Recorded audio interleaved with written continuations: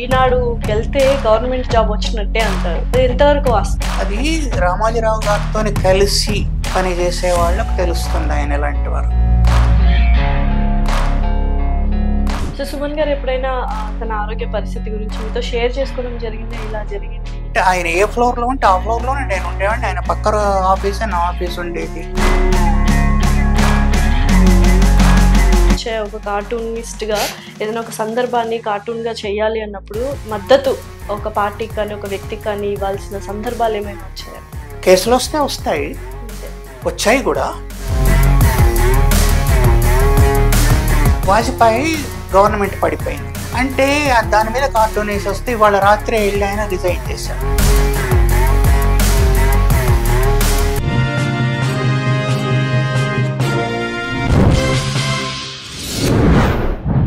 Hi, hello, నమస్తే, welcome to our channel. ప్రస్తుతం ఇవాళ మనతో పాటు ఒక స్పెషల్ గెస్ట్ ఉన్నారు. ఆయన 1 కాదు 2 కాదు 4 దశాబ్దాల పాటు అంటే 40 ఏళ్లకు పైగా ఒకే సంస్థలో పనిచేశారు. ఆ సంస్థ పేరు ఈనాడు. ఆ వ్యక్తి పేరు పొలిటికల్ కార్టూనిస్ట్ శ్రీధర్ గారు. ఎస్, ఎన్నోసార్లు న్యూస్ పేపర్స్లో మనం చూసుంటాం. ఈనాడులో కొన్ని కార్టూన్స్ వస్తుంటాయి పొలిటికల్కి సంబంధించి. అవన్నీ శ్రీధర్ గారే వేశారు. నమస్కారం శ్రీధర్ గారు. నమస్తే అండి. సో అగైన్ మీరు పొలిటికల్ కార్టూనిస్ట్ గా కార్టూన్స్ చాలా వేశారు. దేనికి ఎక్కువ ప్రశంసలు వచ్చారే, ఎంత చాలా బాగా చేశారు అన్న ప్రశంసలు ఎక్కువ గుర్తుండిపోయిన సందర్భాలు ఏమైనా ఉన్నాయా? రామోజీరావు గారి తరపు నుంచి లేకపోతే సన్నిహితుల నుంచి ఏదైనా? ప్రతినిత్యం ఉంటాయి. 40 ఏళ్ళు వేస్తున్నప్పుడు అప్స్ అండ్ డౌన్స్ ఉంటాయి, ఫెయిల్యూర్స్ ఉంటాయి, సక్సెస్ ఉంటాయి. ఫెయిల్యూర్స్ అన్ని చెత్తబుట్టలు పడేయాలి. I throw all my failures in the dustbin అని చెత్తబుట్టలో పడేయాలి. ఫెయిల్యూర్స్ అని రోజు పడేస్తాం. ఏ సక్సెస్ చూపెడతాం. ఎందుకంటే మనం బెటర్ ఫేస్ చూపెట్టడానికి ప్రయత్నిస్తుంటాం కదా. అట్లాగే బెటర్ వర్క్. ఎందుకంటే వెనకబడిపోతాం కదా. బాగేయట్లేదని ఒక్కసారి మాట వస్తే కార్టూనిస్ట్కు ఏమవుతుంది, అది అట్లా పోయి బాగేయట్లేదు, పని అయిపోయింది అన్నట్టు ఉంటుంది. సో ఎప్పుడైనా అలాంటివి ఫేస్ చేశారా ఆ సిచ్యువేషన్స్? ఉండకుండా ప్రయత్నించాలి. అంటే అవర్స్ టుగెదర్ పని చేసి అంటే ఐడియాస్ కోసం తన్నుకొని మళ్ళీ పేపర్లు వెనక ముందర ఉన్న టీవీ న్యూస్ చూస్తూ ఏం కొత్తది వస్తుంది ఏమిటి అనేది చూస్తూ. సో నిరంతరం ఇంకంతే మైండ్కి పని చెప్తూనే ఉండేవాళ్ళు, అంతేనా? అది చేసి చూస్తే తెలుస్తుంది అన్నమాట, పుట్టినే కాదు. ఎందుకంటే పదే పదే చెప్తున్నాను, పొలిటికల్ కార్టూనింగ్ అనేది గుగ్గిళ్ళ బేరం లాంటిది. ఆ రోజు తినకపోతే చెడిపోతాయి, రేపటికి పనికిరాదు. అన్నమన్నా తినేటవే సద్యన్నం తింటారేమో కానీ గుగ్గిళ్ళు తినడానికి పనికిరావు, చెడిపోతాయి, మొత్తంగా స్టేల్ అయిపోతాయి. అట్లాగే కార్టూన్లు కూడా ఇవాళ సక్సెస్ కాకుంటే ఇంటికి వెళ్ళిపోవాల్సిందే, కానీ రేపటి నాడు రేపేస్తానులే, రేపు ఆలోచిస్తానులే, రేపు ఉంటుందిలే అంటే ఉండదు. సో మరి ఎవ్రీడే వర్క్ చేసేవాళ్ళు అండి. ఇందాక మనం మాట్లాడుకున్నప్పుడు విన్నాను, 13 ఏళ్ళు ఒక్క లీవ్ కూడా పెట్టకుండా, అంటే సండేస్ కూడా లేకుండా ఎవ్రీడే ప్రతి రోజు మీరు వెళ్ళారు. అసలు ఎక్కడి నుంచి వస్తుంది ఆ ఓపిక? 13 ఏళ్ళు అట్లా వర్క్ చేశాను. ఒకరోజు ఏదన్నా కారణంతో కార్టూన్ రాకపోతే ఫ్యాన్స్ వాళ్ళు ఫోన్ చేసేవాళ్ళు, జ్వరం వచ్చిందా, ఏమైంది, వాళ్ళ కార్టూన్ రాలేదు అని. ఇతర చాలా కారణాలు ఉంటాయి రాకపోవడానికి. నా హెల్తే కాదు, నేను వర్క్ చేయకపోవడమే కాదు, వర్క్ చేసినా రాకపోవచ్చు. అయితే ఏమైంది అని అడిగేవాళ్ళు. చెప్పేవాళ్ళు అప్పుడు అసలు ఆ కారణం ఏదో అది చెప్పే. ఇప్పుడు లాస్ట్ మినిట్ లో కూడా చచ్చిపోతుంది కార్టూన్. ఒకసారి వాజ్పేయి గవర్నమెంట్ పడిపోయింది. రేపు పార్లమెంట్ లో ఓటింగ్ ఉంటుంది, రేపు పడిపోతుంది గవర్నమెంట్ అనేది పాలిటిక్స్ లో ఉంటే తెలుస్తుంది కదా, ఎందుకంటే ఆయనకు సపోర్ట్ లేదు. అంటే దాని మీద కార్టూన్ వేసి వస్తే ఇవాళ రాత్రి వెళ్ళి ఆయన రిజైన్ చేశాడు. ఓటింగ్ జరగలేదు రేపు. అయితే ఆ రోజు పెట్టిన కార్టూన్ ఏదో మధ్యరాత్రి ఆ సంఘటన జరిగితే అప్పుడు అది స్టేల్ అయిపోతుంది కదా, తీసేస్తారు కదా, రాదు కదా కార్టూన్. నా తప్పు కాదు కదా, ఎవరి తప్పు కాదు, సిచ్యువేషన్. అట్లా పాలిటిక్స్ లో అందుకే గుగ్గిళ్ళు అమ్ముకున్నట్టుగా.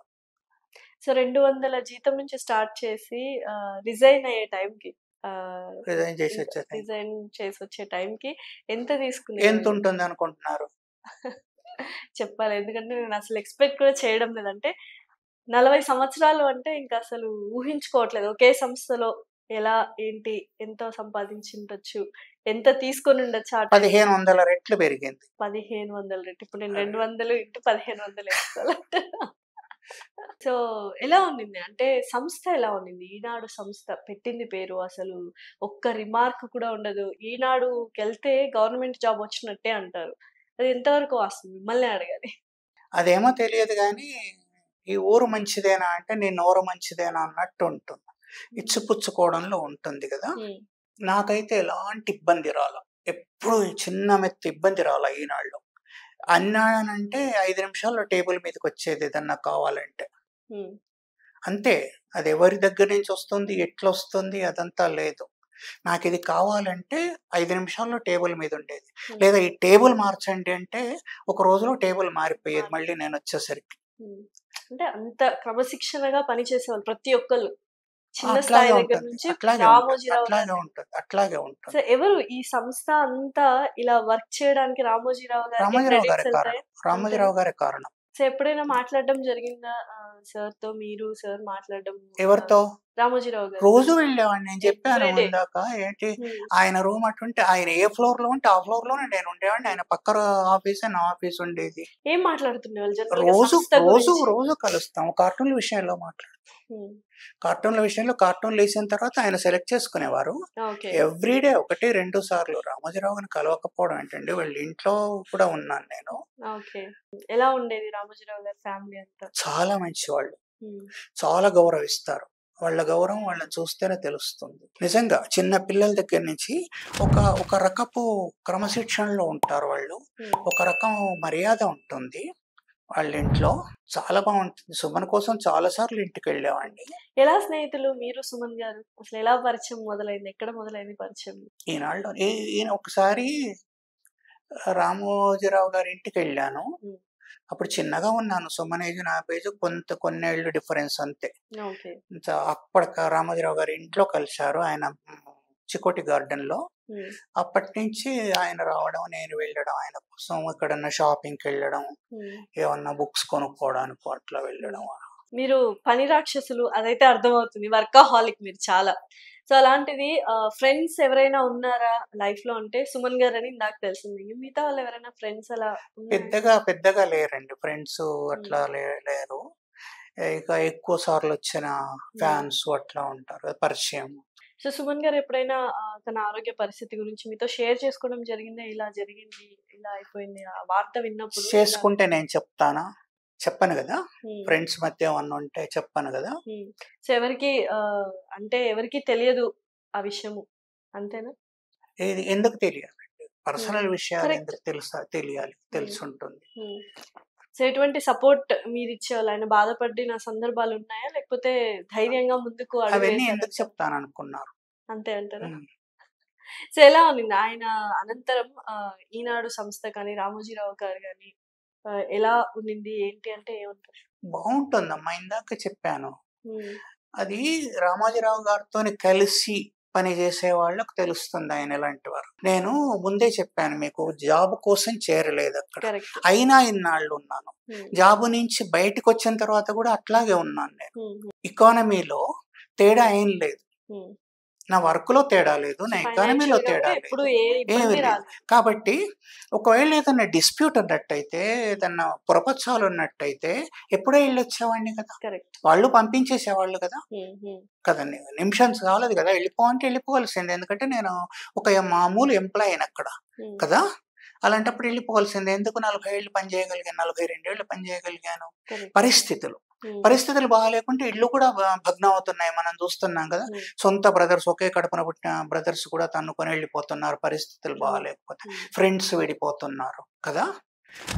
అయితే ఇచ్చిపుచ్చుకోవడంలో ఉంటుంది. సో, రామోజీరావు గారికి ఆరోగ్యం బాలేదు. ఆయన ఇంకా స్వర్గస్థులయ్యారు అన్న టైంకి మీకెలా వార్త అందింది? నేను ఆయన పోయిన తర్వాత వెంటనే వెళ్ళిపోయాను. హ్మ్. చూసి కలిసొచ్చాను. టీవీలో గూడా వచ్చింది. హ్మ్. తర్వాత పెట్టిన మీటింగ్‌లకు కూడా వెళ్ళాను. హ్మ్. ఎవరినైనా పిలిస్తే వాళ్ళకెళ్ళాను. ఈనాడు వాళ్ళు పెట్టిన దానికి వెళ్లి మాట్లాడాను. ఒక ఇంట్లో వ్యవహారంలాగా ఉండేది. ఎంత చెప్పినా, ఎన్ని సార్లు ఎంత తిప్పి తిప్పి చెప్పినా ఒక ఫ్యామిలీ ఒక మెంబర్ లాగా, ఫ్యామిలీ కుటుంబ వ్యవహారం. నాకు సభ్యుల్లాగా. మాత్రం మిగతా వాళ్ళ గురించి నేను మాట్లాడట్లేదు. మిగతా పత్రికల గురించి కూడా మాట్లాడట్లేను. వాళ్ళ యాజమాన్యంతో వాళ్ళకెట్లా ఉంది కూడా నాకు తెలియదు. నా గురించే సో, మాట్లాడుతాను. ఇప్పుడు 40 ఏళ్ళు ఒక సంస్థలో పని చేసిన తర్వాత, అక్కడి నుంచి వచ్చేసిన తర్వాత, 1 మంతో, 1 ఇయరో దిక్కు తోచని పరిస్థితి. ఇప్పుడు చాలా మంది రిటైర్ అయిపోతే, అరే! ఏంటి? ఏం చేయాలి? ఇంత బిజీగున్నాం ఇన్నేళ్ళు. అలాంటిది మీరు 40 ఏళ్ళు ఒకే సంస్థలో, ఒకే రకమైన మనుషులతో, ఒకే రకమైన వర్క్‌తో ఉన్నప్పుడు, వచ్చిన తర్వాత ఎలా అనిపిచ్చింది? అక్కడి నుంచి వచ్చిన తర్వాత ఆ 1 ఇయర్ ఏమైనా స్ట్రగుల్ పడ్డారా? 1 ఇయర్ డిఫరెన్స్ ఏం కావచ్చు, లేదు. 1 మంత్ కావచ్చు. డిఫరెన్స్ ఏం లేదు. నేను నా వర్క్ చేసుకుంటున్నాను. 2 బుక్స్ రాశాను. అవి పబ్లిష్ చేస్తాను త్వరలో. క్లాసులు నడిపిస్తున్నాను. ఆర్ట్ క్లాసులు శ్రీధర్ నడిపిస్తున్నాను. ఆర్ట్స్ ఇట్లా అని బిజీగానే పెట్టేసారు. ఉన్నాను. తర్వాత అప్పుడు ఎట్లా చదివాను, ఇప్పుడు అన్ని పేపర్లు చదువుతున్నాను రోజు. దానికి టైం అవుతుంది గదా! ఇంట్లో ఎవరు కూడా ఖాళీగా ఉండరు. అట్లాగే నేను కూడా ఖాళీగా ఏం లేను. ఖాళీగా లేనప్పుడు మన పని మనం చేసుకుంటున్నప్పుడు ఇతరేతర ఆలోచనలు, లేదా నాకు పని లేదేమో అనేది లేదు. తర్వాత తిండి తిప్పలకు కూడా ఇంట్లో పెద్ద మాకు ప్రాబ్లమ్ లేదు. అలాంటప్పుడు ఇంకా డిఫరెన్స్ ఎందుకుంటుంది? పని మారినట్టు ఉంటుంది. మారినట్టుందంతే. సో, శ్రీధర్ గారి కాలక్షేపం ఏంటి? అక్కడ కాలమే లేదు. ఇంకా కాలక్షేపం ఏముంటుంది? నాకు సరిపోని టైం లేదిప్పుడు. అసలు మీకు 24 గంటలు సరిపోవంటారు రోజుకి. సరిపోవట్లేదు. 1:00 తర్వాత పడుకుంటాను నేను. తర్వాత 7 లోపలనైతే లేవాలి గదా! ఖచ్చితంగా 7 ఇంకా పడుకుంటే 8 దాకా పడుకుంటాం అంతే. 1 దాకా పడుకోను నేనెప్పుడు. ఓకే. మూవీస్ చూడను. మూవీస్ సినిమాలో అంటే ఒక్క ఎప్పుడన్నా సినిమా కూడా చూడలేదా ఇంతవరకు? బయటికి పోయి చూసింది చిన్నప్పుడు చూసా. ఓకే. బయటికెళ్ళి థియేటర్‌లో హ్మ్. మొన్న చికాగోలో ఒక సినిమా చూసా. యూఎస్ ఎళ్లారు. 2 సార్లు. ఓకే. అక్కడ మొన్ననైతే చాలా రోజులున్నా. ఒక 4, 5 నెలల పైనే ఉన్నా. ఓకే. అయితే అక్కడ బావుంటుంది. థియేటర్ బావుంటుంది. అది ఇది అంటే చూశాను. అయితే అట్లా గాని ఆ సినిమాలు అవన్నీ కూడా పెద్ద ఇంట్రెస్ట్ లేదు. ఏమన్నా ఉంటే బుక్స్ చదువుకుంటాను. ఓకే. ఏమన్నా నేర్చుకోవడానికి ప్రయత్నించడం అట్లా.